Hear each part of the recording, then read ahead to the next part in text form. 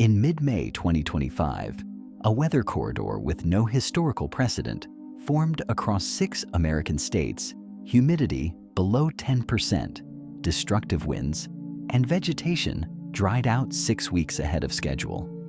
Numbers meteorologists only expect in peak August. But the fire isn't the scary part.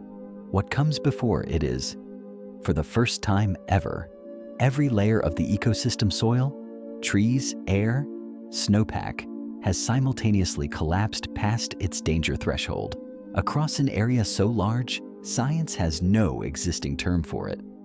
Stay with me, because I'm about to show you 5 mechanisms stacking on top of each other right now.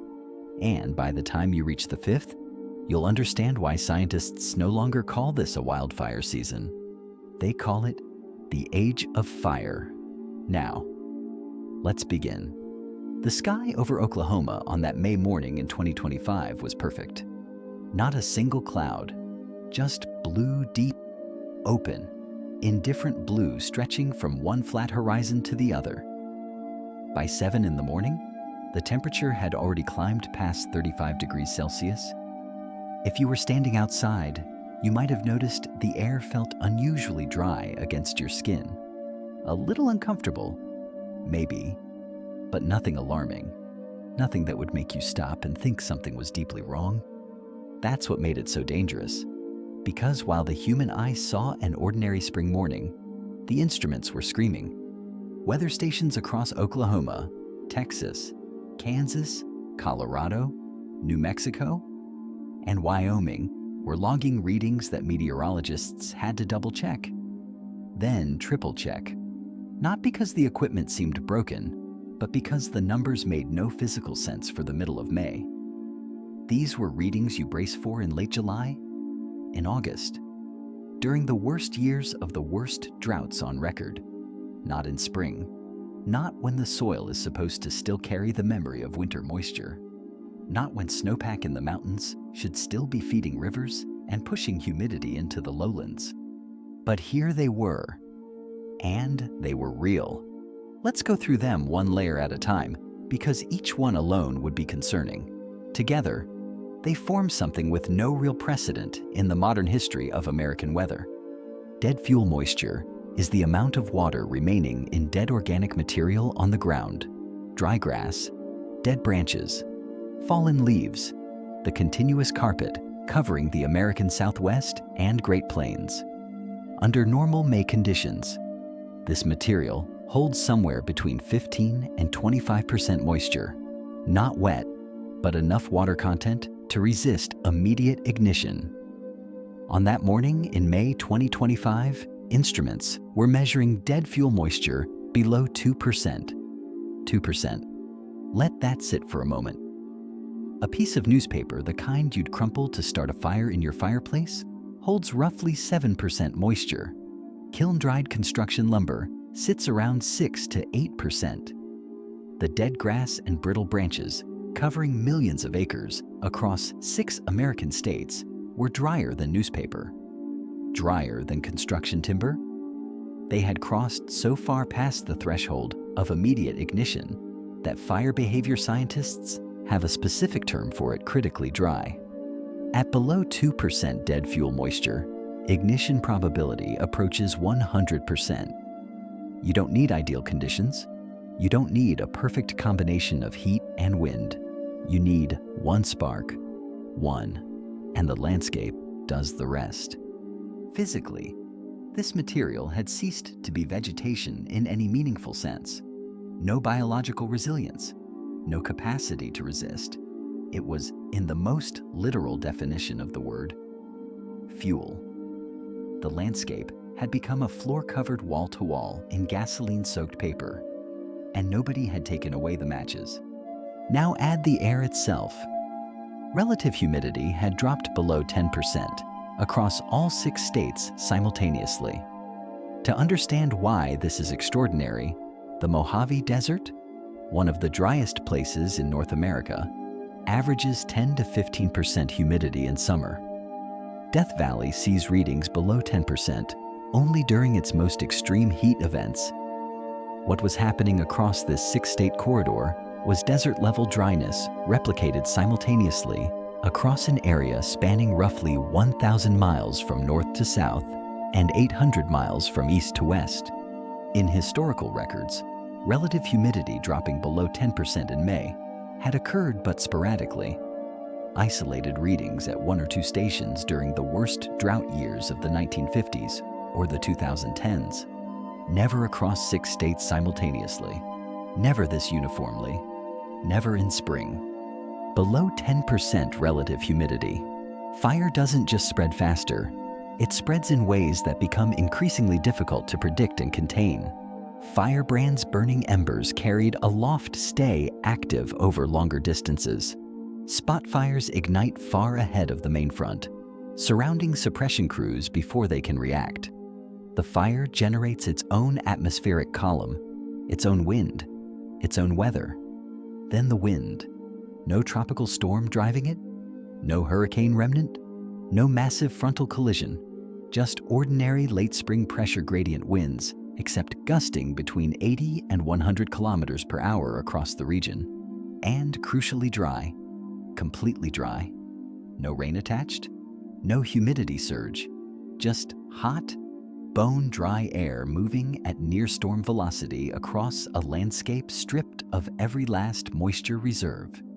Wind and fire behavior science is not just an accelerant, it is a multiplier.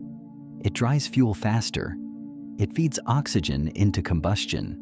It carries embers kilometers ahead of the fire front. It flattens flames forward, preheating fuel before the main fire even arrives. Fire behavior models from the National Interagency Fire Center show that under these combined conditions, rate of spread for grass and shrub fires exceeded 8 to 10 kilometers per hour in open terrain, in valleys and draws significantly higher. This was not a storm.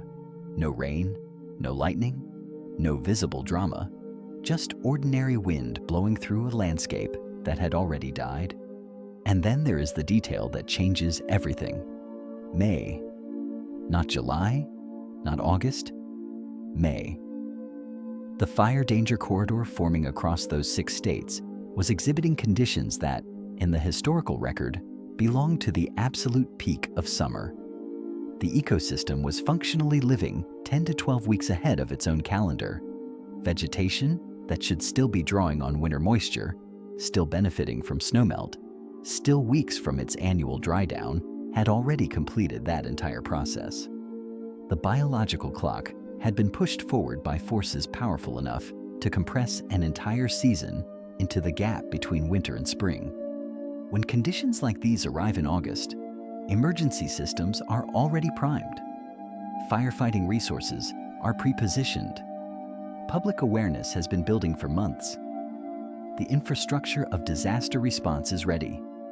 In May, none of that is true. Resources aren't staged. Seasonal fire agency staffing hasn't peaked. Communities that made it through winter with a sense of normalcy have had no gradual escalation to prepare them for what the instruments are already reading. Pull up a satellite image of those 6 states that morning, and you see familiar colors. Pale brown rangeland, patches of irrigated green, the gray-white grid of roads and towns. Nothing that looks, from space, like a landscape on the edge of catastrophe. But overlay the thermal sensor data, the vapor pressure readings, the fuel moisture maps. The picture transforms completely. A region uniformly coded in the deep reds and blacks of maximum thermal stress, a continuous zone of dead, desiccated land stretching across an area larger than many European countries. Not a hotspot, not a region of concern, a corridor, unified, synchronized, waiting. The ground looked normal. The instruments told the truth. But to know why these numbers are truly terrifying, we need to place them next to a more important question. What does normal actually look like in these lands? Because only when you have a baseline can you truly see how far the deviation has gone. Before we talk about how broken the system is, we need to understand what it looked like when it was working. This matters more than it might seem. Without a clear baseline, numbers like below 2% fuel moisture or below 10% humidity. Sounds serious, but stay abstract. You need to feel the distance between where things were and where they are now. You need to understand the gap.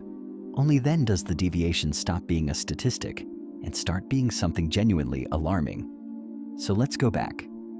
Not to some idealized version of the American landscape, just to what was measurably, historically normal. The American Southwest and Great Plains have never been lush. This is semi-arid country landscape that has always demanded adaptation from everything living in it. Grasses evolved deep root systems to survive summer drought. Trees grew slowly and spread wide. The soil developed crusts that, in wet years, held moisture through dry spells that would devastate land elsewhere. But semi-arid does not mean dry all year. It means seasonally dry. With predictable moisture windows, the entire ecosystem calibrated itself around. In the mountain ranges of Colorado, Wyoming, and New Mexico, winter snowfall accumulates through December, January, and February. That snowpack releases slowly through March. April and into May, feeding rivers, recharging groundwater, pushing humidity into the lowlands. The southern plains typically receive spring rainfall beginning in April, peaking in May and June, driven by moisture pulled north from the Gulf of Mexico. This is the rhythm the land evolved with. This is what normal looks like. In measurable terms, a normal May across this region looked like this. Dead fuel moisture between 15 and 25% surface debris, still carrying enough residual winter moisture and spring rainfall to resist immediate ignition. Relative humidity between 25 and 40% during daylight hours, lower on hot afternoons, higher in mornings, but averaging to a range that slowed fuel drying and kept the dangerous window narrow. Mountain snowpack still actively melting, still feeding rivers, still contributing to regional humidity. And wildfire danger season, not yet at high alert, the true peak. Maximum staffing and resource pre-positioning, still 6 to 10 weeks away. That was the baseline. A region that understood drought, managed fire as part of its annual rhythm, but operated within a predictable seasonal structure that allowed humans and ecosystems alike to prepare and respond. Now feel the gap. Dead fuel moisture, 15 to 25% historically. Below 2% in May 2025, that is a deviation of 10 times the baseline. 10 times. Not a bad year on a familiar scale. A different category entirely. If your normal body temperature is 37 degrees Celsius, and every vital sign is simultaneously 10 times its standard deviation past normal, you are not in a hospital bed. You are in a crisis. Medicine has almost no framework for relative humidity 25 to 40% historically, below 10% across 6 states simultaneously in May 2025, 3 to 4 times the baseline deviation. In the driest hours of the worst drought years of the past century, readings this low appeared at isolated stations, not region-wide, not in spring. Vegetation dry down historically completing by late June at the earliest. Already complete in mid-May 2025, 6 weeks ahead of schedule. 6 weeks is not a rounding error. 6 weeks is the difference between a landscape with biological resilience remaining and one that has spent every reserve and is now running on nothing. Fire danger season historically beginning in late June. The conditions recorded across this corridor in mid-May 2025 exceeded the worst August readings of most historical fire years. Think of a patient in the intensive care unit. Heart rate, blood pressure, oxygen saturation, temperature, every vital sign has its normal range. They fluctuate. That's life. But they stay within the range. Now imagine every single monitor alarming simultaneously. Every reading pushed past the outer boundary of what medicine considers survivable. The body is technically still functioning, but nothing is within safe limits anymore. That was this ecosystem in May 2025. Still standing? Still recognizable from the road? From the air? But every measurable indicator of ecological health had simultaneously crossed its danger threshold. The heart was beating. Everything else was screaming. And here is the number that closes the case. In the entire modern history of American meteorological measurement, roughly 150 years of systematic records, there is no documented instance of all these indicators simultaneously exceeding their danger thresholds across 6 states in the month of May. Not once. In 150 years, individual states have had difficult Mays. Individual years have produced dangerous early springs. But this synchronization, this simultaneous region-wide collapse of every protective buffer, at once had never appeared in the data. This was not a point on a trend line moving in a bad direction. It was a point that fell outside the graph entirely. Our entire framework for understanding fire risk, the numbers we call bad, the thresholds we call catastrophic, the baselines, our emergency systems are built around all of it, assumes the baseline itself is roughly stable. That historical normal is still a meaningful reference point. May 2025 suggested that assumption no longer holds. So what pulled the entire system this far off baseline, this simultaneously, this violently? The answer isn't in what you can see. It lives in something invisible, operating right now in the air around you. There is a term that appears constantly in the scientific literature on wildfire vapor pressure deficit. Most people scroll past it. It sounds like something that belongs in a graduate-level atmospheric physics paper, not in a conversation about burning landscapes. But I want you to pay attention to it, because vapor pressure deficit, VPD, as researchers abbreviate, it is the actual mechanism driving what happened across those 6 states. Not the wind, not the drought, exactly. This, the silent killer that nobody talks about on the evening news. Here is what it means in plain terms. Warm air has an appetite for moisture. The warmer the air gets, the more moisture it can hold, and the more aggressively it reaches out to find it. Vapor pressure deficit is the measurement of how much moisture the air is still hungry for. High VPD means the air is extremely hungry.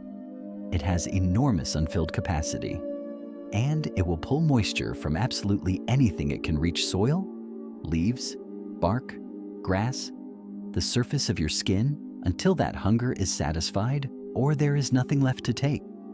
Think of it as an invisible sponge the size of the sky. A cold, damp sponge doesn't absorb much, it's already saturated, but heat that sponge up, wring it out, and suddenly it has enormous capacity. Now press it down across an entire landscape.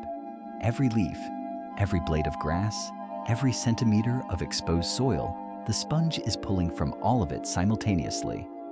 Faster than rain can replenish, faster than root systems can pump replacement water upward. That is VPD. That is what was operating across those 6 states in May 2025. And here is the part that makes it more than just uncomfortable. High VPD doesn't simply prevent plants from absorbing water. It actively extracts water from them. This is a critical distinction. A tree in a drought with normal VPD can manage it, closes its stomata, the tiny pores in its leaves, slows its metabolism, reduces water loss, and waits for rain. A tree in the same drought with high VPD cannot do that. The atmospheric demand is so intense that water is being pulled out through the leaf surface faster than the tree can close its stomata to stop it. The tree isn't dying because the soil ran dry. The tree is dying because the air is stealing water from its leaves faster than the roots can pump replacements up from below. The landscape is not passively drying out. It is being actively drained. Now for the numbers. Because the numbers here are genuinely staggering. For every 1 degree Celsius increase in temperature, vapor pressure deficit increases by approximately 7%. 7% more atmospheric hunger per degree. In the context of a global baseline that has already risen roughly 1.5 degrees Celsius above pre-industrial levels, and local heat domes that were pushing temperatures an additional 5 to 8 degrees Celsius above seasonal norms across the corridor. The VPD values being recorded in this region during May 2025 were at levels that instruments had simply never measured here before during this month. Not slightly elevated, not at the high end of the historical range. Outside the historical range entirely? This matters beyond the immediate crisis, because VPD has a paper trail. Researchers analyzing 3 decades of California wildfire data found that rising VPD, not arson, not poor forest management, not any of the political explanations that dominate public debate, was the single variable most directly correlated with the doubling of burned area across the state. Doubled in 3 decades. A landscape that was already fire adapted, already fire managed, already fire aware, and the burned area still doubled because VPD was climbing. Because the atmospheric hunger was increasing with every fraction of a degree, the baseline temperature rose. California's experience was the case study. What was now forming across 6 states simultaneously was something far larger in scope. And VPD does not operate alone. It triggers a feedback loop that, once running, becomes self-sustaining. High VPD pulls moisture from vegetation. Vegetation dries and dies. Dead vegetation covers the ground surface, darkens it, reduces the reflectivity of the land. Dark ground absorbs more solar radiation. Surface temperatures rise. Rising surface temperatures increase VPD further, which pulls more moisture from whatever living vegetation remains, which creates more dead surface fuel, which heats the ground more. The loop feeds itself. There is no natural break built into it, no point at which the system automatically corrects. The only things that interrupt it are rain, which replenishes moisture faster than VPD can remove it, or a fundamental shift in the atmospheric conditions driving the heat dome. Neither was on the forecast for the coming weeks. What was visible on the surface, the dry grass, the cracked earth, the brittle branches, was the output of this machine. The machine itself was invisible, operating in the air above, pulling with a force that increased every hour the heat held. But VPD is only one part of the story. Behind it sits something that has been quietly accumulating for 22 years, and when I give you that number in full context, you will understand exactly why scientists keep reaching for the words unprecedented. Numbers without context are just numbers. So before we go any further into the mechanism of what is building right now, I want to anchor this moment in history. I want to show you what happened the last few times conditions even approached what we are describing, because the comparison does something no graph or data table can. It makes the scale of the current situation land. November 8th, 2018, the town of Paradise, California. The campfire ignited at 6:30 in the morning and reached the town within 90 minutes. By noon, Paradise, a community of approximately 27,000 people, was gone. 85 people died. 18,700 structures burned. It remains the deadliest and most destructive wildfire in California history. The conditions that morning: dead fuel moisture between 5 and 8%, relative humidity between 15 and 20%, wind gusts around 70 kilometers per hour. A red flag warning had been issued the night before. Every single one of those numbers is worse, significantly worse, than what was being recorded across the 6-state corridor in May 2025. The fuel was less dry, the air held more moisture, the wind was lighter, and campfires still killed 85 people and erased an entire town in under 4 hours. October 8th, 2017, Santa Rosa, California. The Tubbs fire ignited after midnight and moved through residential neighborhoods so fast that people fled in their cars with flames visible in their rearview mirrors. Neighborhoods that had stood for decades were reduced to ash before sunrise. The fire killed 22 people, and destroyed approximately 5,300 structures. Conditions relative humidity around 11%, wind gusts up to 100 kilometers per hour. October, not May? A month and a half past peak summer. A time when emergency systems were still at elevated readiness from the full fire season. 11% humidity. The corridor in May 2025 was below 10% across 6 states. In spring, December 30th, 2021, Boulder County, Colorado. The Marshall Fire is the one that genuinely unsettled fire scientists because it broke a fundamental assumption that winter meant safety. Snow had fallen just weeks before. Grass was dormant. Nobody had the word wildfire anywhere near their mind on the last day of December. Dead fuel moisture that morning, approximately 4%. Wind gusts reached 160 kilometers per hour, the kind of wind that collapses fences and flips cars. The fire destroyed over 1,000 homes in under 6 hours and caused an estimated $2 billion in damage. 4% fuel moisture. In December, in Colorado, the May 2025 corridor was measuring below 2% in what should have been the wet season. Across a geographic area that dwarfs the Marshall Fire's entire operational footprint. February 26, 2024. The Texas Panhandle. The Smokehouse Creek Fire became the largest wildfire in Texas history, burning approximately 405,000 hectares over 5 days. It moved faster than suppression resources could respond to, jumping containment lines repeatedly, burning across the flat, open rangeland with nothing to slow it. The starting conditions were close to what was present across the 6-state corridor in May 2025.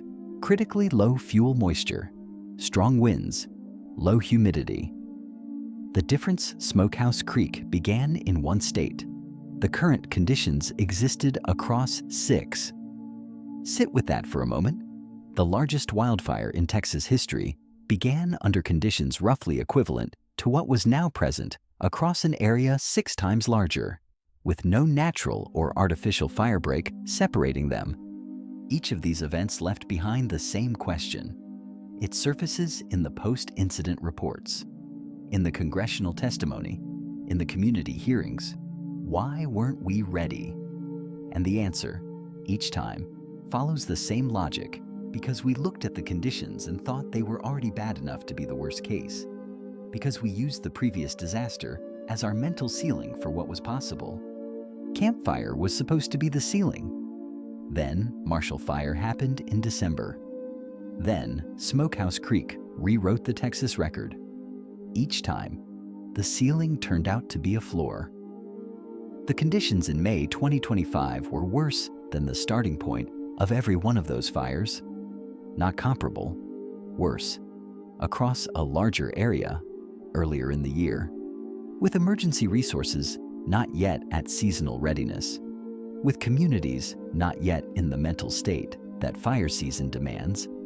This is what the historical record says when you lay it flat and read it honestly. The disasters we point to as our worst-case reference points the events we use to calibrate catastrophic all began from conditions less dangerous than what existed across those 6 states that May morning. All of them, without exception. The fingerprints match. The scale does not. But this is only what is happening on the surface. To truly understand why this time is different in nature, not just in degree, we need to go deeper into the larger system operating behind all of it. What we have described so far, the dead fuel, the collapsed humidity, the wind, the timing might look, if you squint at it the right way, like an unusually bad stretch of weather, a rough spring, an early start to a difficult season, uncomfortable, worth monitoring, but ultimately within the range of things that happen in a country as large and climatically varied as the United States. That reading would be wrong? And the reason it would be wrong is not any single measurement we have already discussed. It is what is happening simultaneously right now, across multiple systems at once that changes the nature of the situation entirely. 5 things are occurring at the same time, not sequentially, not as cause and effect unfolding over months, simultaneously. And each one of them, on its own, would be enough to place fire managers on elevated alert. Together, they form something categorically different from a bad weather event. The first is the megadrought. The western United States entered a prolonged drought cycle in the year 2003. That drought has not broken. As of May 2025, the region is in its 22nd consecutive year of what hydrologists now formally classify as a megadrought, the longest sustained drought in approximately 1,200 years, based on tree ring records and sediment core data that allow scientists to reconstruct historical precipitation going back over a millennium, 1,200 years. To find a drought of comparable duration and severity in this region, you have to go back to a time before European contact with the Americas, before the Aztec Empire, before the construction of Machu Picchu. The consequences are not abstract. Lake Mead and Lake Powell, the 2 largest freshwater reservoirs in the United States, the water banks that supply drinking water and agriculture across the Southwest, are both sitting below 35% of their total capacity. These are not seasonal fluctuations. They are structural deficits accumulated over 2 decades of more water leaving than arriving. The system that was designed to buffer the region against drought years has been spending down its reserves for 22 years and has not had a recovery year sufficient to rebuild them. The second is snowpack failure. The Sierra Nevada and Rocky Mountain ranges received snowfall in winter 2024 to 2025, but the accumulation came in at 40 to 60% of the long-term historical average. Snowpack is not simply a winter weather measurement. It is a stored water delivery system, the mechanism by which mountains release moisture slowly into rivers and soil through spring and early summer, feeding the lowlands long after the last storm has passed. At 40 to 60% of average, that delivery system is running at half capacity. The spring moisture pulse that the entire downstream ecosystem plants, rivers, groundwater, soil depends on to carry it through the dry months has been cut roughly in half. The land is entering summer with half the water it normally starts with. The third is deep soil moisture collapse. This is the one that rarely makes headlines, and it is arguably the most consequential of all. 22 years of drought have not merely dried the surface. They have drawn down moisture from the deep soil layers 1 to 3 meters below the surface, where the root systems of larger plants and trees reach to survive dry seasons. This deep moisture reservoir is the biological emergency fund.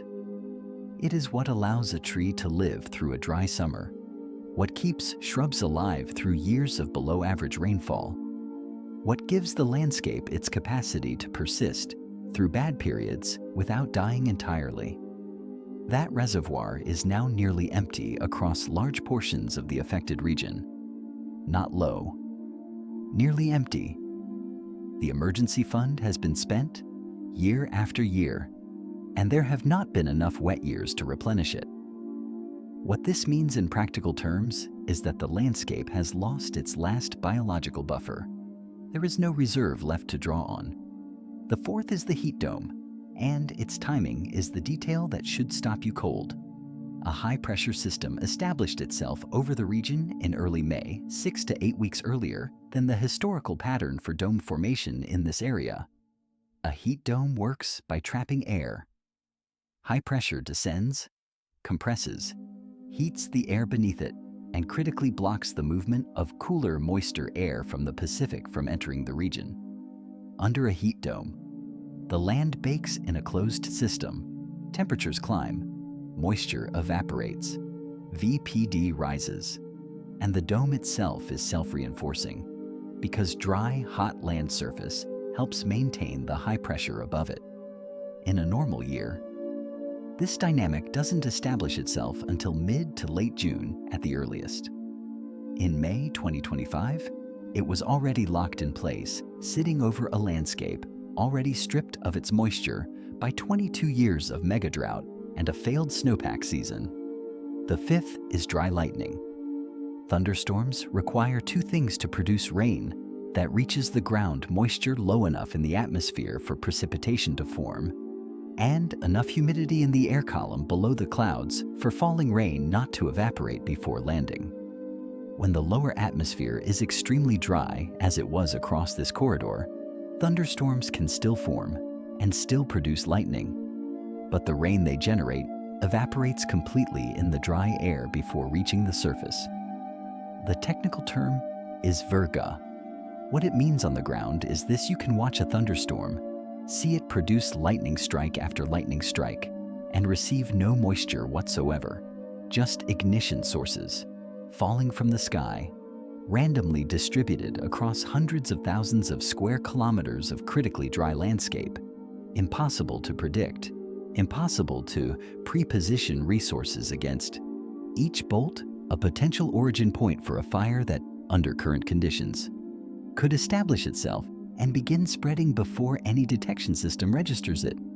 5 events, 5 separate systems in simultaneous failure: the mega drought eroding the long-term water bank, the snowpack delivering half its normal spring pulse, the deep soil reservoir nearly spent, the heat dome establishing itself 2 months early, and dry lightning beginning to seed the landscape with random ignition sources. These are not 5 separate stories happening to occur in the same geographic area at the same time. The drought set the conditions for snowpack failure. Snowpack failure deepened the soil moisture deficit. The dry soil helped establish and maintain the heat dome. The heat dome intensified VPD and dried the surface faster, and the same atmospheric instability driving the heat dome is producing the dry lightning. Pull one thread and the others move. 5 fingers, 1 fist, closing. But why are these 5 things happening at the same time? There is a deeper physical machine coordinating all of it, and when I describe it to you, you will see this is not random coincidence. When 5 systems fail simultaneously, the instinct is to look for a common cause, a single point of origin, the thing that started it all. And in this case, there is one, though it is not a single event. It is a set of interlocking physical mechanisms operating at a scale that makes the 6-state fire corridor look like a local symptom of something much larger. There are 4 layers to this machine. Each one is real, measurable, and documented in peer-reviewed science. And what makes the current situation genuinely different from any previous fire crisis in American history is not that any one of these layers is new. It is that all 4 are now running simultaneously, amplifying each other at a scale and intensity that has no modern parallel. The first layer is what climate scientists call jet stream displacement. The jet stream, the fast-moving river of air that circles the northern hemisphere at high altitude, functions as the primary climate conveyor belt for North America. It governs where storm systems travel, where moisture gets delivered, and where dry, stagnant air pools. In a stable climate, the jet stream follows a relatively consistent path, with seasonal variations that are predictable enough to form the basis of long-range weather forecasting. That stability is degrading. As the atmosphere warms, the jet stream weakens and its path becomes more erratic, developing larger, slower waves that push further north and south than historical patterns. When the jet stream buckles northward over the western United States, it effectively reroutes the moisture-carrying Pacific storm track away from the region. Storm systems that would normally deliver precipitation to California, Nevada, Utah, Colorado, and the Great Plains get redirected. The tap is turned off, and the longer the jet stream holds that buckled position, which is increasing in frequency, as the atmosphere warms, the longer the region sits without any replenishment of moisture from the Pacific. The second layer is what researchers call Arctic amplification. The Arctic is warming at a rate 3 to 4 times faster than the global average. This is not a projection. It is observed data from decades of measurement, and it has a specific consequence for the jet stream that connects directly to what is happening across those 6 states. The jet stream is driven by the temperature difference between the cold Arctic air mass and the warmer tropical air mass to the south. That temperature gradient, the steepness of the temperature contrast, is what gives the jet stream its speed and keeps it on a relatively tight, stable path. As the Arctic warms faster than the tropics, that gradient narrows. The temperature contrast that powers the jet stream weakens. A weaker jet stream moves more slowly and meanders more widely. Its waves become larger and more persistent. Weather systems, heat domes, cold snaps, drought patterns that would historically move through a region in days or a week can now stall and sit in place for weeks at a time. The heat dome over the 6-state corridor in May 2025 was not a brief aberration. It was the predictable output of a weakened, destabilized jet stream operating over a region already depleted by 22 years of megadrought. The third layer is the self-sustaining heat dome mechanism, and this one operates on a timescale of days to weeks rather than years. It is the layer that connects the long-term drought to the immediate fire weather conditions on the ground. When soil is wet, incoming solar energy gets used to evaporate water. Evaporation is an energy-intensive process. It absorbs heat rather than releasing it, which is why sweating cools you down. A landscape with adequate soil moisture essentially air conditions itself, using solar energy to drive evaporation and keeping surface temperatures moderate in the process. When soil is dry, as it is across this region, after 22 years of megadrought, that mechanism does not operate. There is no water to evaporate, so incoming solar energy has nowhere to go except directly into heating the ground surface and the air above it. Surface temperatures spike. The hot surface reinforces the high-pressure system above it. The high pressure blocks incoming moisture. No moisture means no evaporative cooling. No evaporative cooling means temperatures stay elevated. Elevated temperatures maintain the high pressure. The loop closes, and the dome becomes self-sustaining.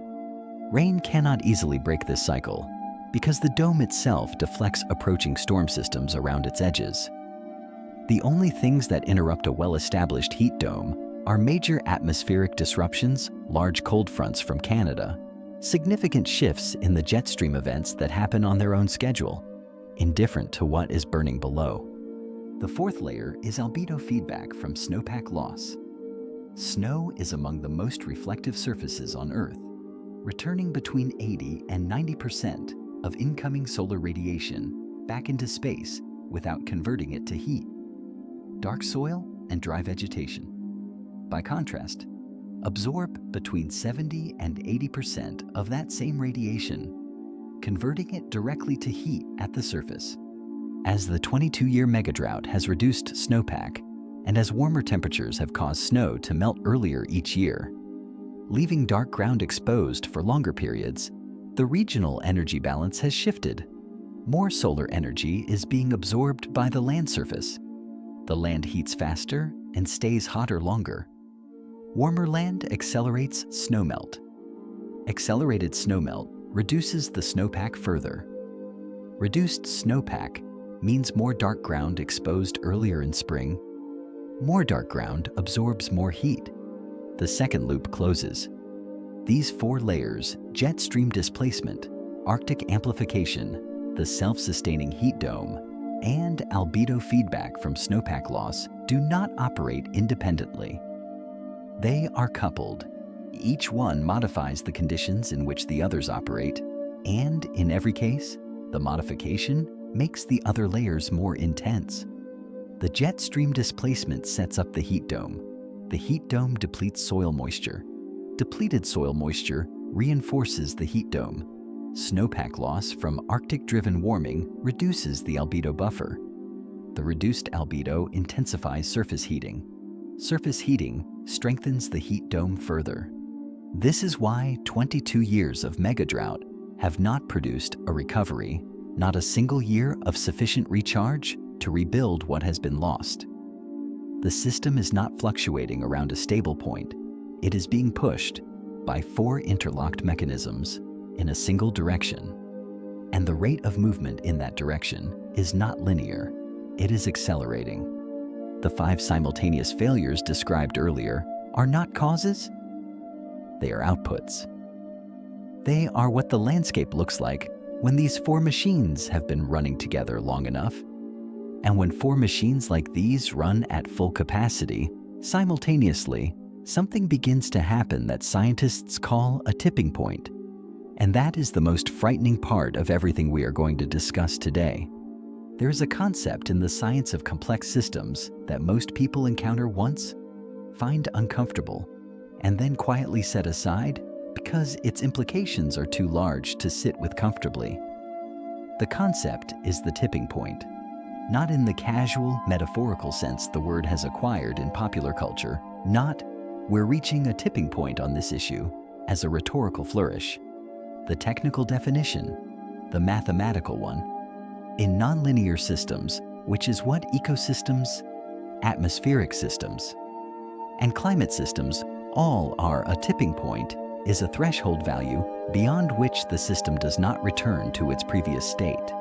It transitions, it reorganizes around a new equilibrium. The old state is not recoverable by simply reversing the input that caused the shift.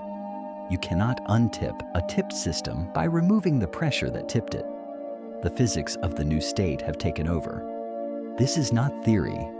It is the mathematics of bifurcation in dynamical systems, documented across ecology, physics, chemistry, and atmospheric science.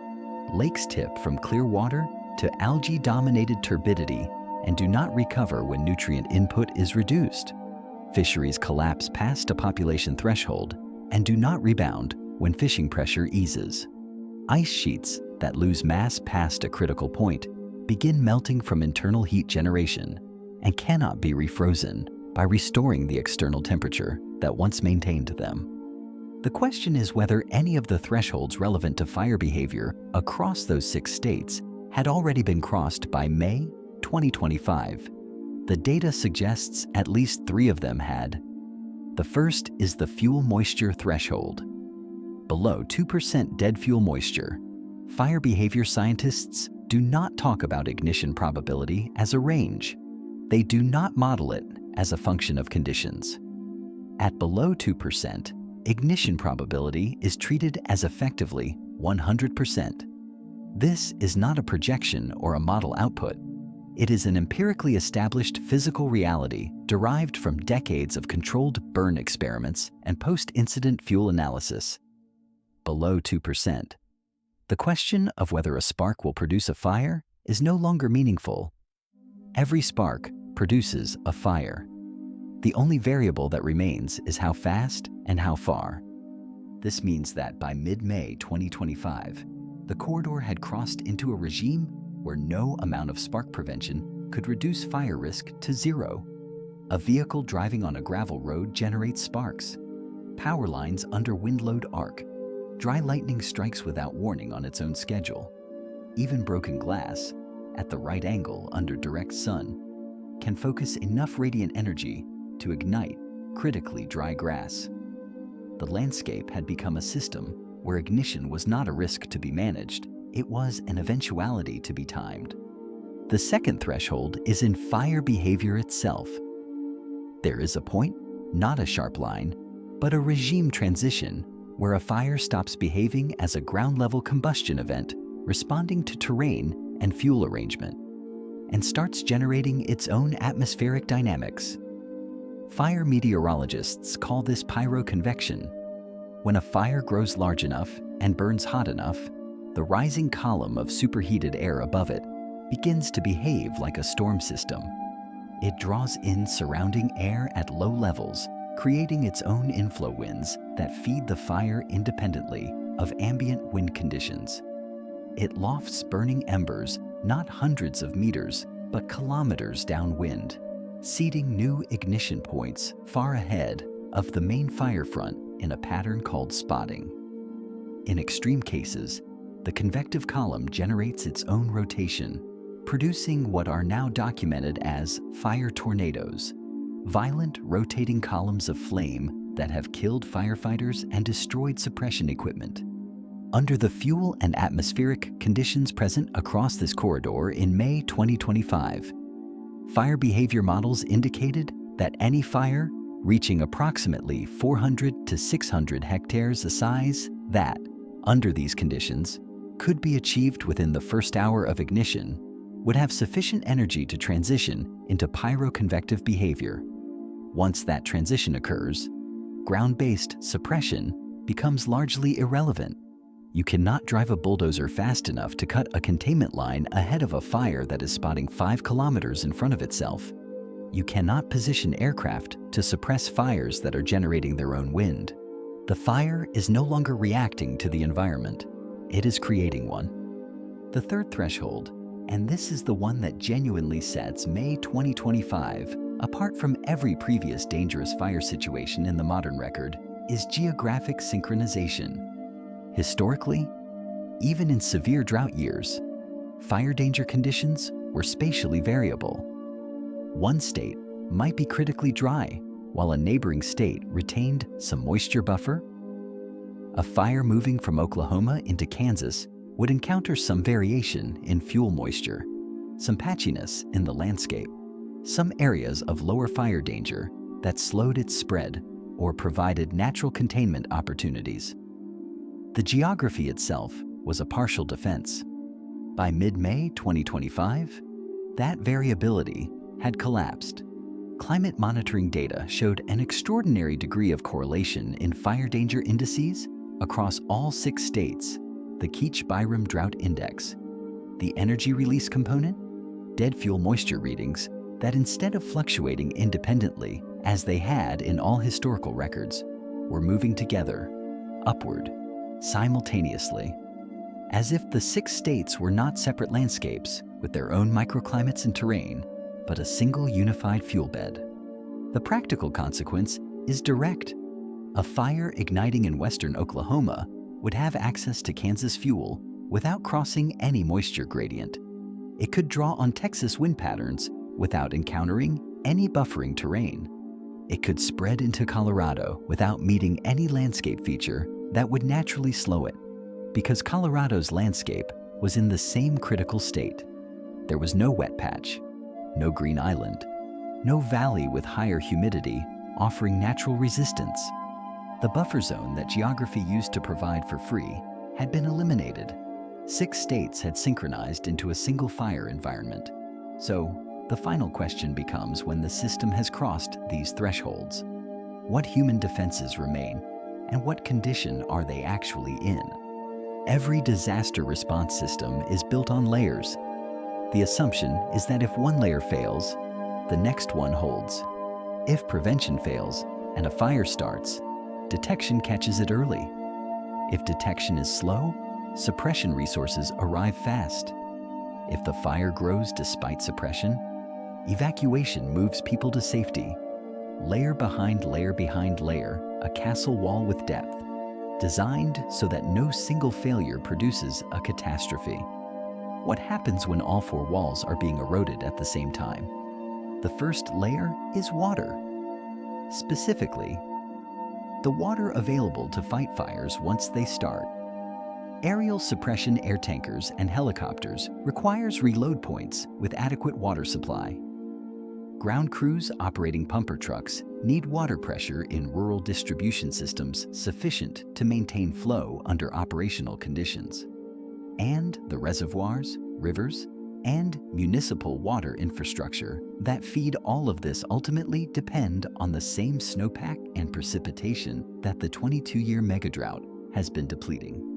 Across New Mexico and Colorado, county emergency management offices had already filed reports in the months before May 2025, documenting a specific and underreported problem water pressure in rural pipeline systems had dropped to levels insufficient for fire suppression operations in hilly and mountainous terrain.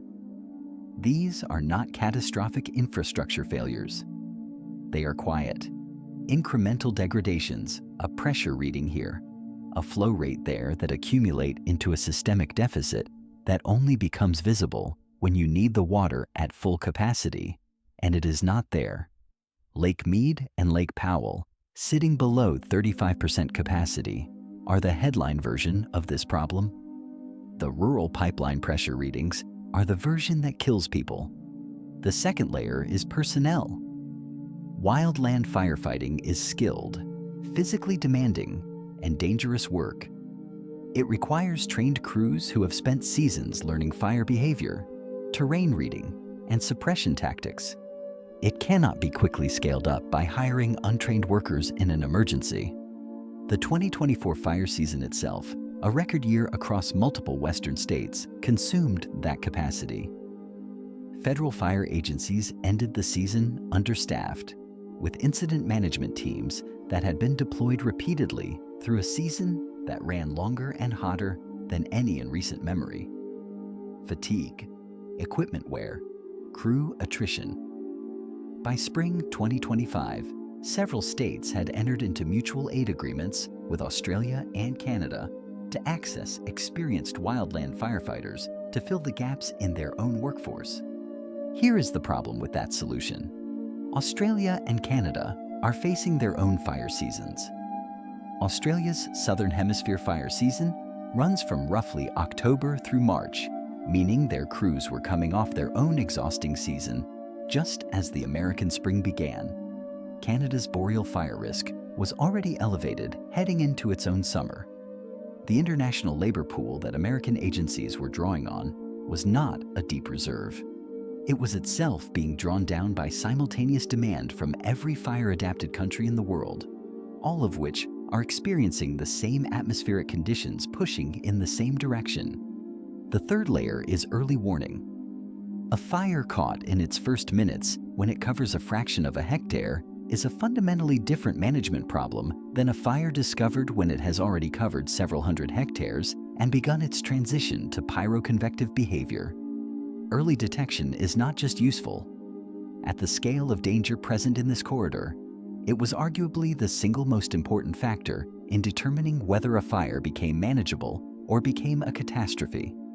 The rural weather station network across the affected states, the infrastructure that feeds real-time data to fire danger assessment systems, operates on maintenance budgets that have been under pressure for years. Multiple stations across remote portions of the corridor were operating with sensor calibration gaps, data transmission delays, or reduced reporting frequency. In some areas of national forest land, terrain and distance from cell infrastructure meant no real-time communication capability at all.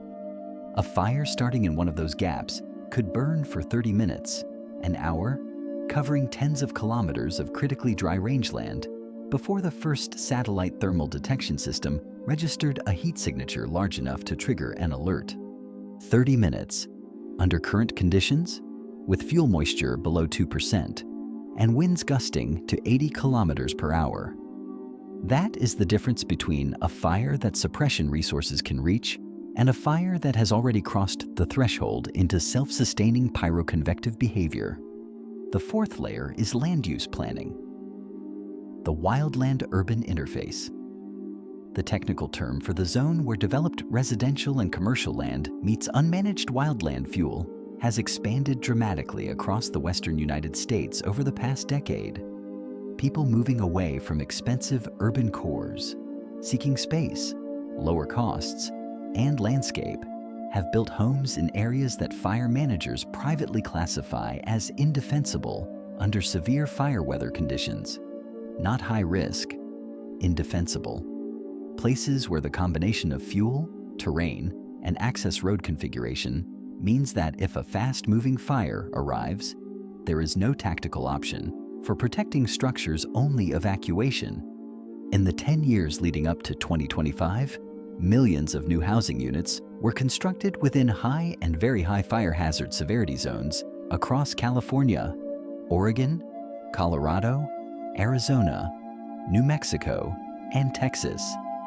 Each one represents a structure that requires protection, an occupant who requires evacuation warning, and a road that emergency vehicles and fleeing residents must share simultaneously, a conflict that has produced fatal bottlenecks in every major interface fire of the past decade. The wall was built for a different threat. It had 4 layers, and each one was real. But each layer had been thinning, quietly. For years, the water reserves drawn down by drought, the firefighting workforce depleted by an unprecedented previous season, the detection network degraded by underfunding, the exposure zone expanded by a decade of construction in the wrong places.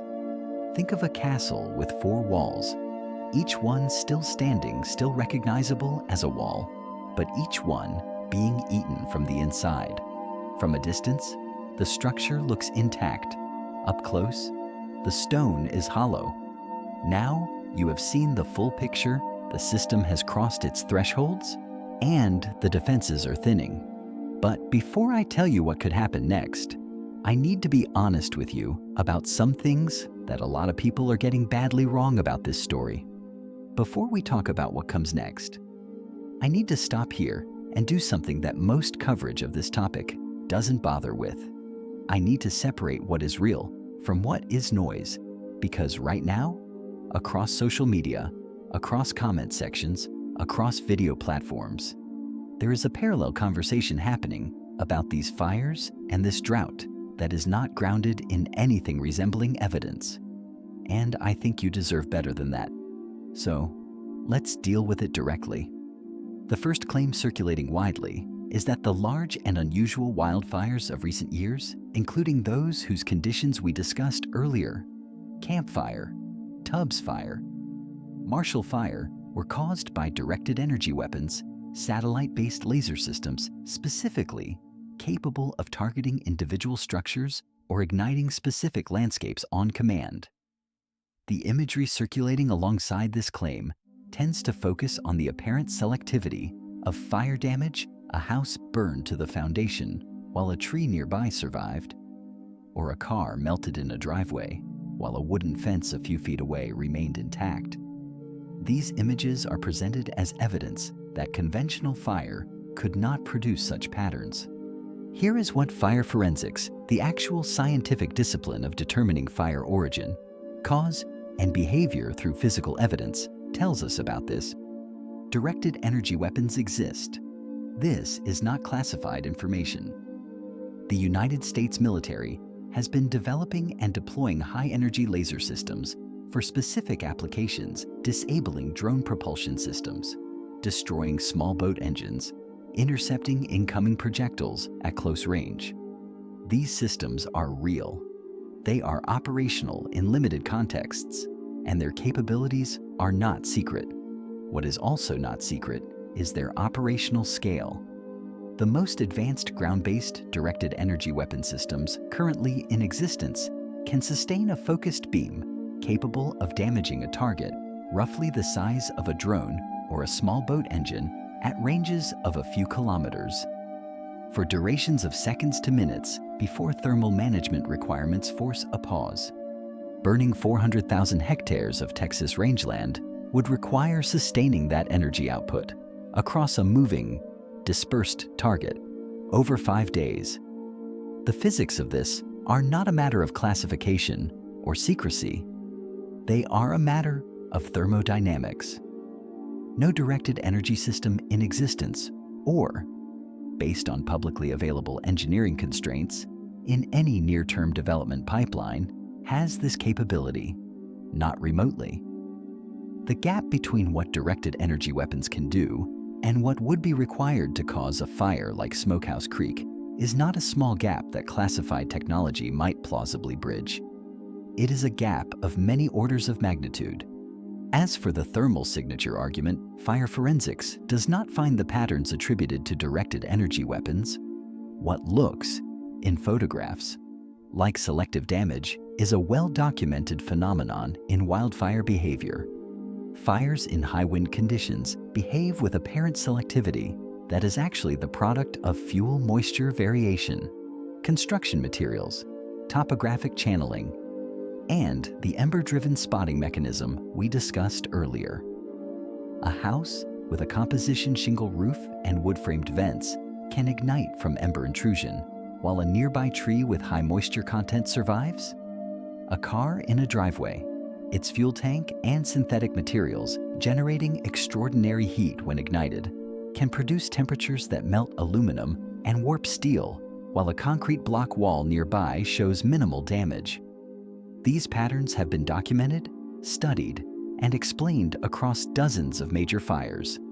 Fire forensic investigators have established origin and cause for every major fire event referenced in public conspiracy narratives. And in every case, the physical evidence is consistent with known ignition mechanisms, downed power lines, equipment contact, dry lightning, and consistent with documented fire behavior under the conditions that existed. The second claim is that the wildfires are deliberately set by government or corporate actors to clear land for development or to force populations out of specific areas. The land grab theory. This one deserves honest engagement rather than dismissal, because the underlying concern that disaster can be exploited by powerful interests is historically grounded. Disaster capitalism is a documented phenomenon. Communities rebuilding after catastrophe have, in some cases, faced predatory land acquisition attempts. But the specific claim that fires are being deliberately caused by government actors to enable land seizure runs into a problem that no amount of conspiratorial logic can resolve the economics. The federal and state government response to major wildfire disasters involves disaster declaration costs, Federal Emergency Management Agency payouts, Small Business Administration loans, housing assistance, debris removal contracts, infrastructure rebuilding, and long-term community recovery programs. The total public expenditure following a single major wildfire event routinely runs into tens of billions of dollars. The Marshall Fire in Boulder County alone generated insurance and government recovery costs exceeding $2 billion for a relatively small and localized event.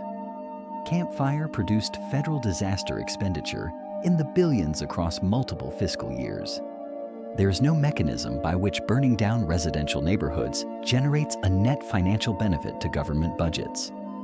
The costs are real, immediate, and documented in public appropriations records. If there is a land grab occurring in the aftermath of wildfire disasters, it is occurring in the private sector, among real estate investors acquiring distressed properties, a separate and legitimate concern, but one that does not require and is not consistent with the deliberate ignition of the fires.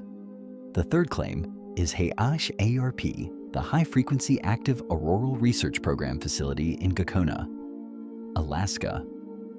HASH-ARP is a real facility.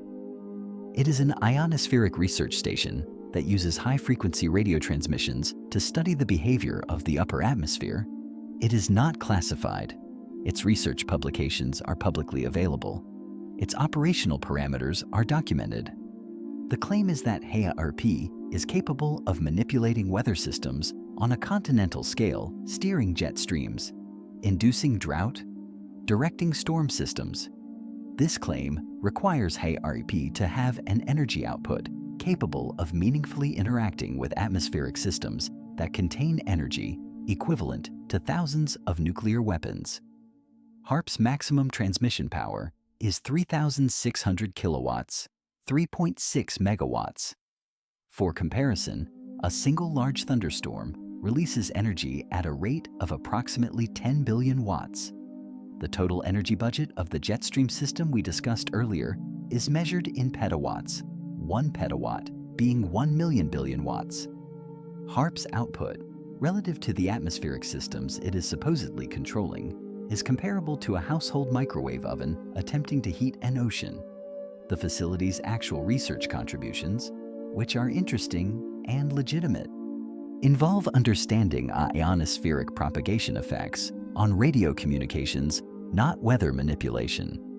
Now, having said all of that, I want to be equally honest about what science does not know, because intellectual honesty runs in both directions. Current atmospheric and fire behavior models cannot predict with precision where the next ignition will occur. They cannot tell you whether a specific location will be struck by dry lightning on a specific day. They cannot give you an accurate forecast of how large a specific fire will grow. Because fire growth is acutely sensitive to local terrain features, fuel arrangement variations, and wind shifts that are below the resolution of current modeling systems. The models are getting better. The satellite data is improving. The computational power available to run ensemble forecasts is increasing. But at the scale of individual communities, individual valleys, individual ridgelines, there is still substantial uncertainty that honest scientists acknowledge, and that honest communication should not paper over. What the models can do is characterize the probability landscape, the range of possible outcomes, and their relative likelihood given current conditions. And that is what we have been doing throughout this story. Not predicting, characterizing. There is also a genuinely new phenomenon that researchers are actively working to understand. And it is not a conspiracy theory. It is observed in satellite data. It has a physical mechanism, and it sits at the intersection of wildfire behavior and climate dynamics in a way that is both scientifically fascinating and deeply concerning. When large wildfires burn, they produce smoke plumes of extraordinary density and altitude. These plumes, reaching into the upper troposphere and sometimes the lower stratosphere, contain black carbon particles and aerosols that are highly efficient at absorbing incoming solar radiation. A thick smoke layer absorbs sunlight before it reaches the ground, which sounds like it would cool things down. But the effect at ground level is more complex. The smoke layer suppresses the normal convective mixing of the atmosphere, the vertical churning that distributes heat and allows cooler air from above to mix down toward the surface. Without that mixing, the air at ground level stays hotter and stagnates. The heat dome that was already present becomes more persistent. The dry, hot conditions that generated the fire in the first place are maintained longer than they would be in clear air. The fire produces smoke. The smoke extends the heat dome.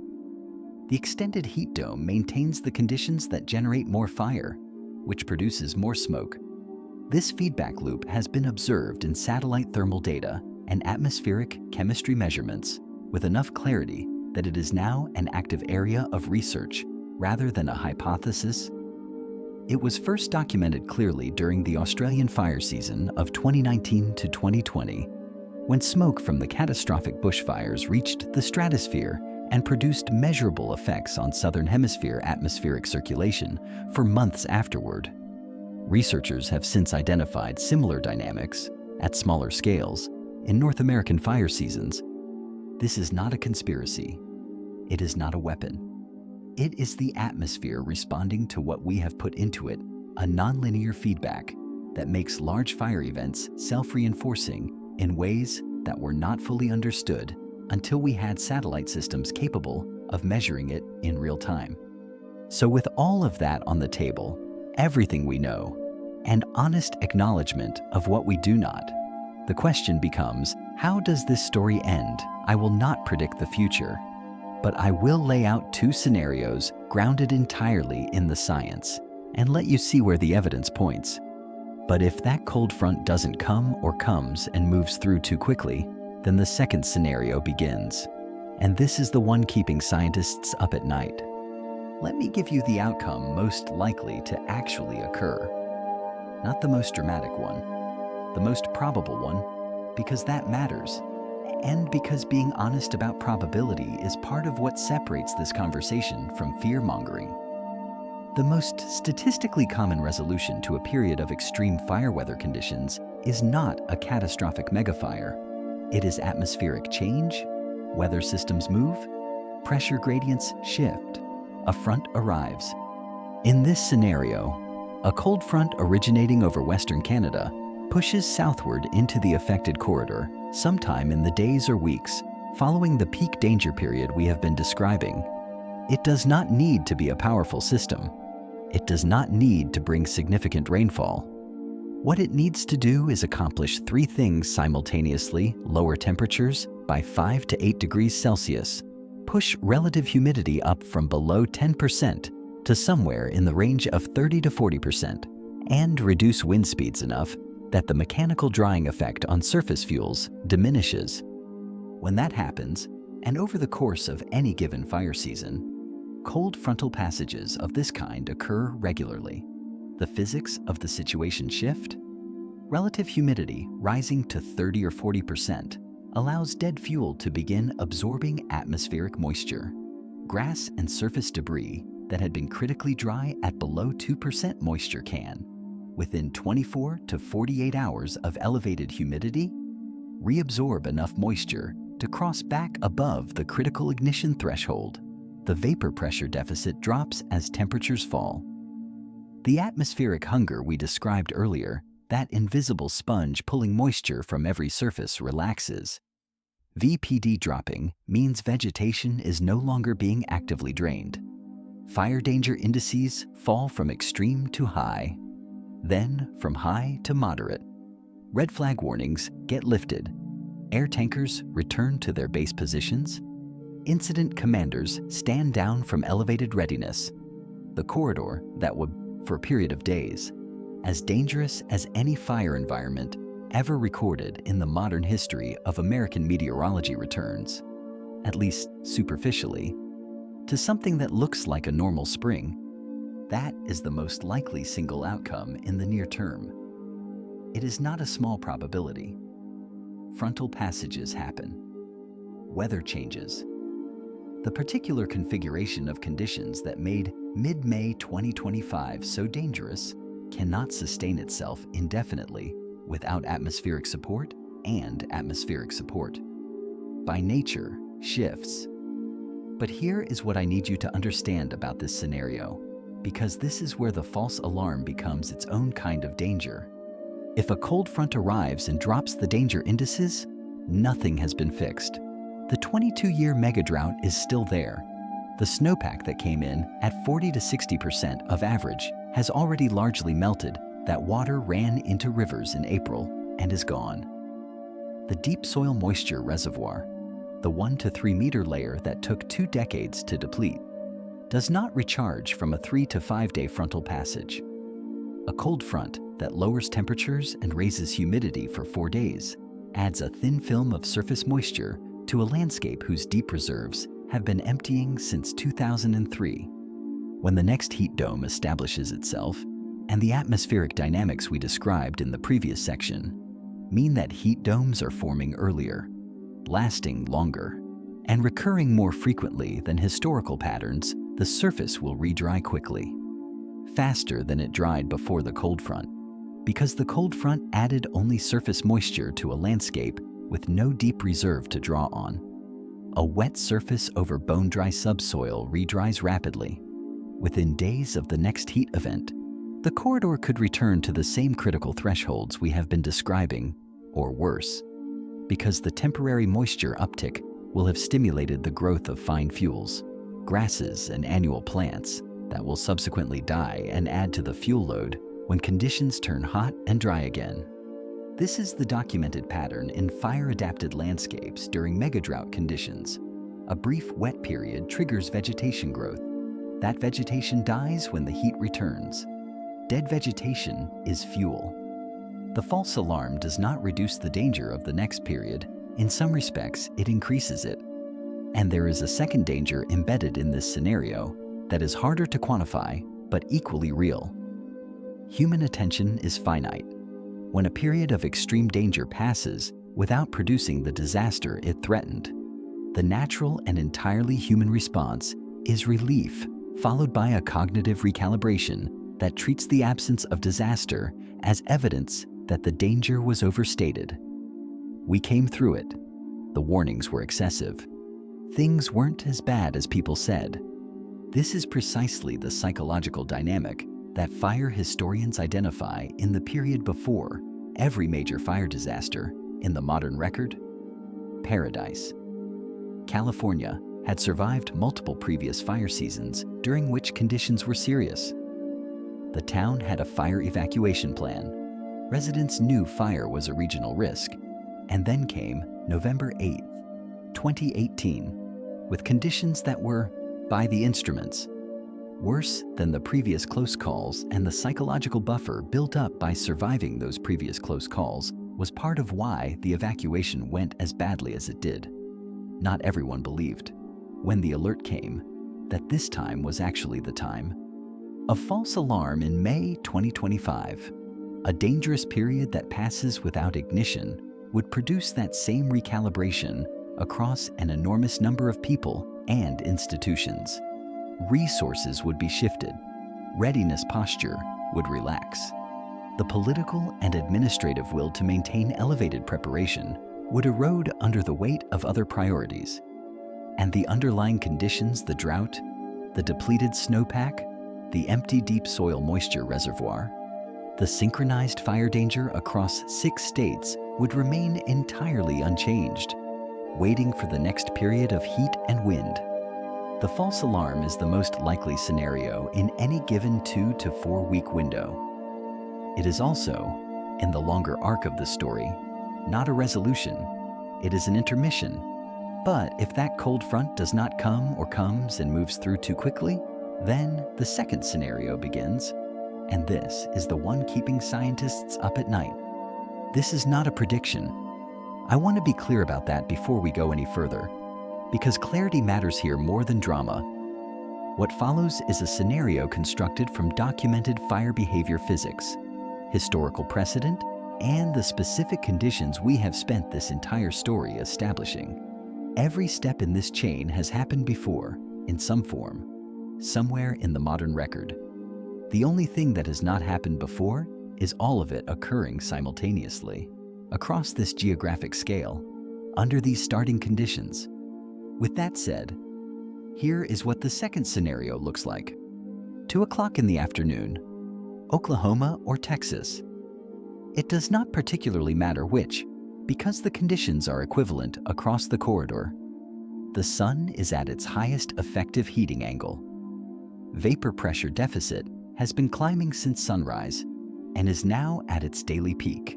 The air is at maximum hunger, pulling moisture from every surface it contacts. Dead fuel moisture on the ground is below 2%. Relative humidity is below 10%.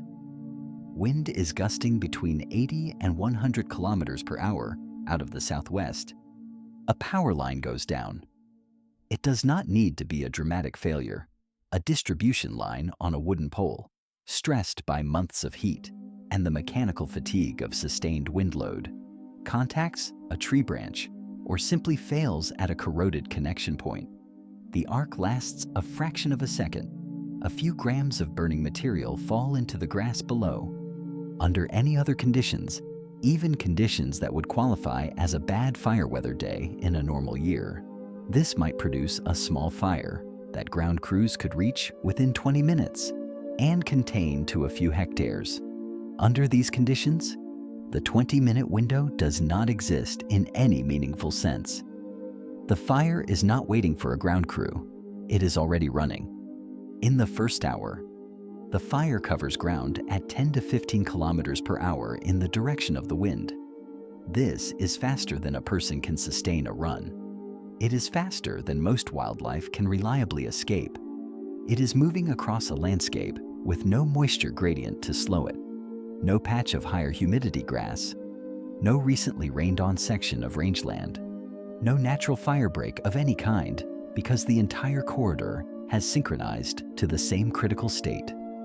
The fire encounters no resistance. It simply spreads. By the end of the third hour, depending on terrain, the fire has covered somewhere between 50 and several hundred hectares. This matters because of the threshold we discussed earlier. At approximately 400 to 600 hectares under these fuel and atmospheric conditions, a fire generates enough convective energy to begin creating its own atmospheric dynamics.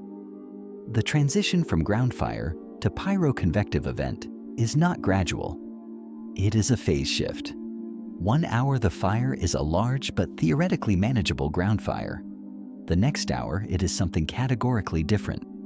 The pyroconvective column rises, Superheated air ascends at velocities that create powerful inflow winds at ground level, independent of and potentially stronger than the ambient wind that started the spread. The column lofts burning material, not sparks, not light ash, burning branches, sections of fence post, chunks of burning debris carried aloft by the ascending column and deposited by wind 5-8, 10 kilometers downwind of the main fire front, each one a new ignition point, each new ignition point beginning its own spread into critically dry fuel. The main fire front is no longer the primary threat. The spot fires ahead of it are. Fire suppression doctrine is built around the concept of the fire perimeter, the boundary between burning and unburned land that crews work to contain by creating fire breaks, applying retardant, and controlling the rate of spread at the edges. Spot fires 10 kilometers ahead of the main perimeter do not have a perimeter in any containable sense. By the time a crew reaches a spot fire location, the spot fire has become its own fire, generating its own spot fires further downwind. The geometry of containment has broken down. There is no line to hold. By hour 6 to 12, the situation has structural characteristics that fire incident commanders recognize and dread. The fire is too large and too dynamic for ground suppression to meaningfully alter its trajectory. Air tankers can slow spread rates in specific locations, buying time for evacuation, protecting specific structures, but they cannot stop a fire that is generating its own weather. Fire tornadoes, rotating columns of flame produced by the interaction between the fire's convective column and ambient wind shear, have been documented at this scale of fire behavior, capable of snapping mature trees and throwing burning material in unpredictable directions. Suppression crews are withdrawn to safety zones. The fire moves on its own terms. Then comes day 2 and day 3. The smoke plume from a fire of this scale rises to altitudes of 8 to 12 kilometers.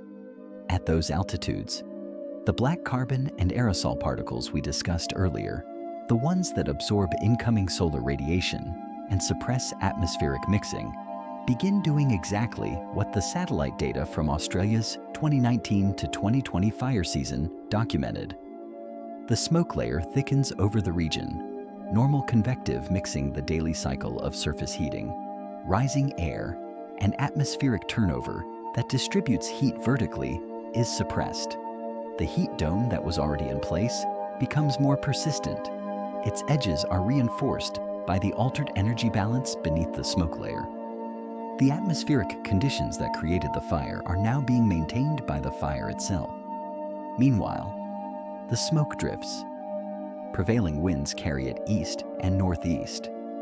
Air quality index readings in cities hundreds of kilometers from the fire Kansas City, Denver, Tulsa, Oklahoma City begin climbing through the unhealthy range. Then the very unhealthy range. Hospitals see increased emergency presentations for respiratory distress. Schools close. Outdoor events are canceled. The fire's consequences have spread far beyond its geographic perimeter before the perimeter itself has been established. On day 2 or 3, a second ignition occurs.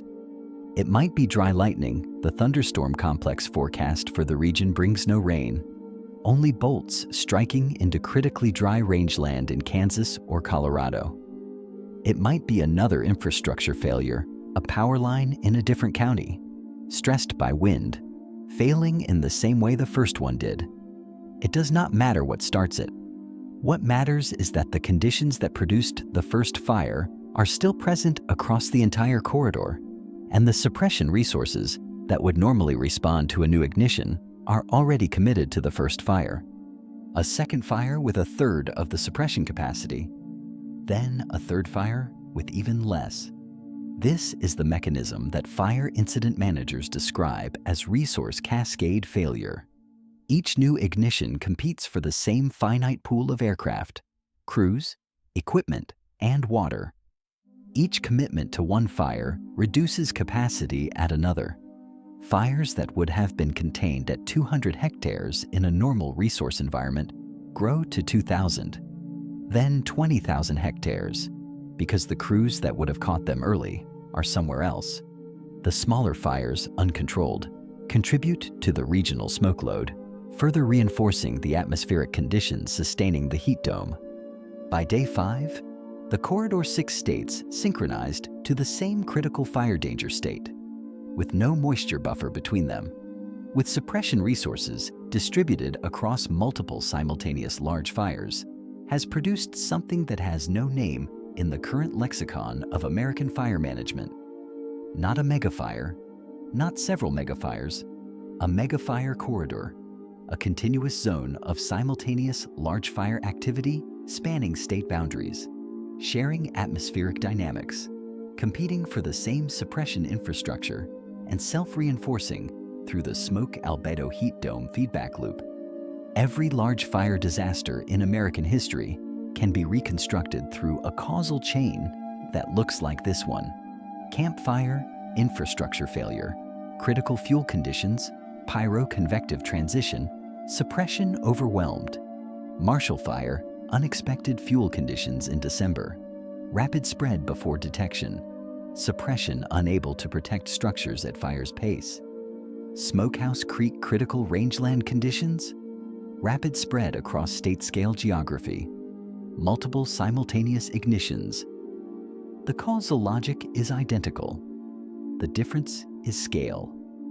This scenario is not imagining something new. It is imagining campfire's causal chain replicated across an area 6 times the size of anything that chain has previously operated in, under starting conditions worse than anything those previous fires began with. This is not imagination. It is pattern recognition applied to an unprecedented configuration of known variables. So the real question is not whether this could happen. The question is what signals, over the next 2 to 4 weeks, will tell us which direction we are actually heading. I said at the beginning of this story that I would not predict the future. I meant it. Prediction requires certainty about initial conditions and system behavior that the current state of atmospheric and fire science cannot provide at the local scale where the actual events will unfold. Anyone telling you with confidence exactly what will happen next, a specific fire, a specific location, a specific outcome, is telling you something the data does not support. What the data does support is a set of observable signals, measurable indicators, publicly available in real time. That will tell you, over the next 2 to 4 weeks, which scenario the system is moving toward. These are not obscure or technical. They are the same signals that fire meteorologists and incident commanders use to calibrate their own readiness posture. I want to give them to you directly, because you have now spent considerable time understanding the underlying physics, and that understanding is only useful if you know what to watch. The first signal is the geographic extent of red flag warnings issued by the National Oceanic and Atmospheric Administration. A red flag warning indicates that a combination of wind, humidity, and fuel conditions creates critical fire weather conditions under which any ignition is likely to result in a rapidly spreading fire. In a normal spring, red flag warnings appear at individual counties, occasionally expanding to cover portions of 1 or 2 states during particularly dangerous periods. When the National Oceanic and Atmospheric Administration issues simultaneous red flag warnings covering more than 3 states in the affected corridor during May or June, that is not a normal event. That is the official meteorological system acknowledging, in operational language, that the threshold situation we have described has not resolved. It is the system saying, in the most direct terms available to public communication, the gun is loaded. The second signal is the weekly snowpack report from the Natural Resources Conservation Service. These reports, issued every Thursday, measure current snowpack as a percentage of the median value for that date across mountain measurement sites in the Sierra Nevada and Rocky Mountain ranges.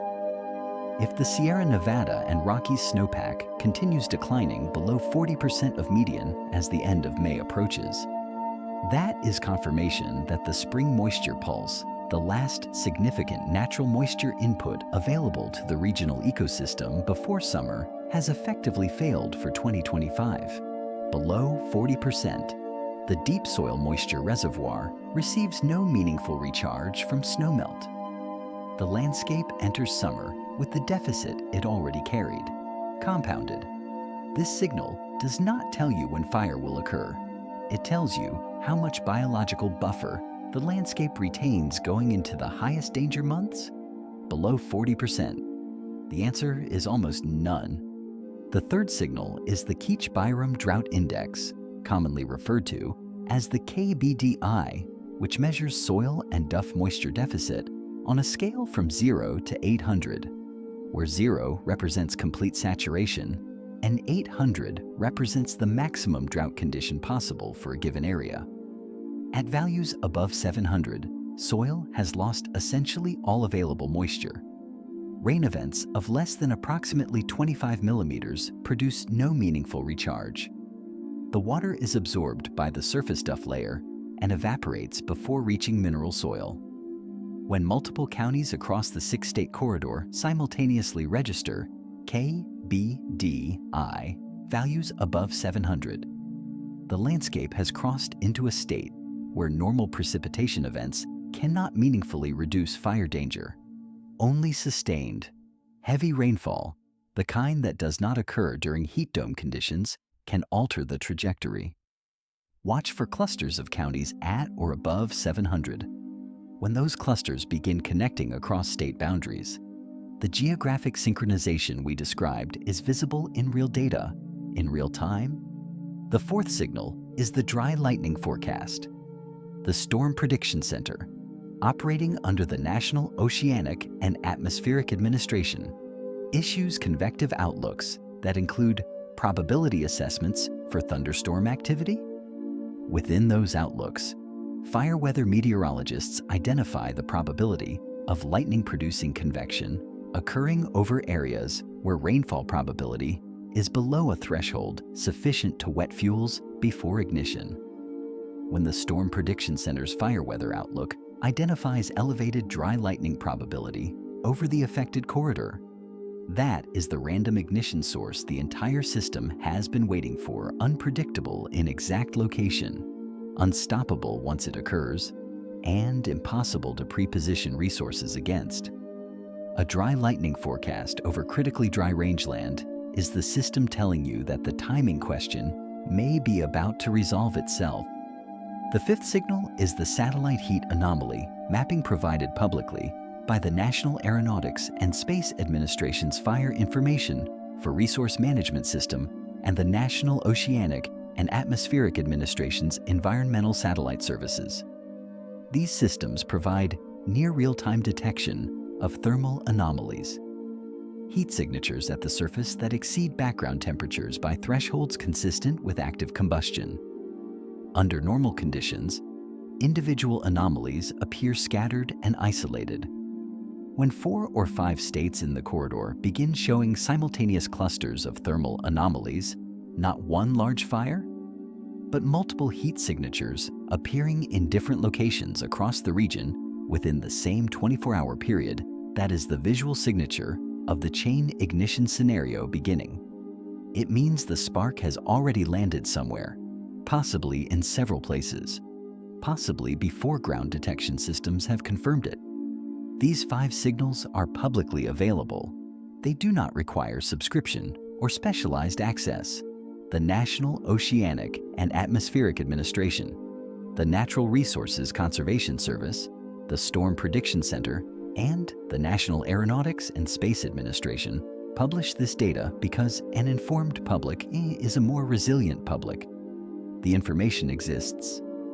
The question is whether people know to look for it and what it means when they find it.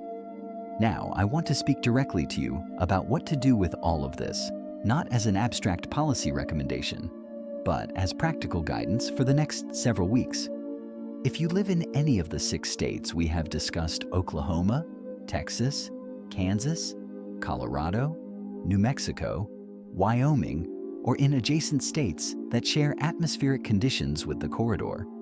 The single most important thing you can do right now requires about 2 hours of your time. Prepare a go bag, a bag packed and placed near your exit that contains identification documents, prescription medications for every member of your household, phone chargers, enough cash for several days of expenses, a change of clothing, and water for 24 hours.